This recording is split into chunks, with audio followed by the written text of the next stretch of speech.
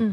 Alors comment vous expliquez justement ce recul de la vaccination? On parlait des États-Unis justement, on a vu que Donald Trump a nommé comme ministre de la Santé Robert Kennedy Jr., qui est un anti-vax notoire justement. Est-ce que ça vous inquiète? C'est dramatique. C'est pas que ça m'inquiète, c'est que c'est dramatique. Kennedy Jr., pour pouvoir se faire nommer secrétaire d'État à la Santé, a dit « Mais non, je suis pas anti-vax. » Il suffit de regarder sur Internet, vous trouverez toutes ces déclarations. Je veux juste vérifier l'innocuité et l'efficacité des vaccins.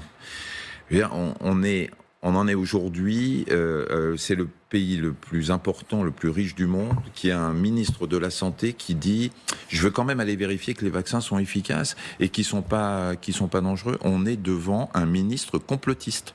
Et ce qui se passe aux États-Unis, qui est dramatique pour les Américains, mais il n'y a pas que ça, je vous ai entendu parler tout à l'heure, mais ce qui se passe aux États-Unis va nous arriver. C'est un tsunami de fake news qui va nous arriver dessus.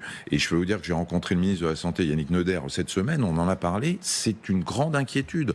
Il y a un complotisme, des fake news qui arrivent partout. Il y a ce matin, dans le Parisien, j'ai lu une étude montrant qu'un tiers des Européens pensaient que les virus avaient été créés par les gouvernements pour entraver nos libertés, et qu'un tiers des Européens et un tiers des Français pensaient qu'il existait un traitement contre le cancer, mais que pour des intérêts commerciaux, ce traitement contre le cancer n'était pas utilisé, n'était pas rendu public. Vous vous rendez compte? Un tiers des Européens qui pensent qu'on a un traitement contre le cancer, mais dont on ne se sert pas.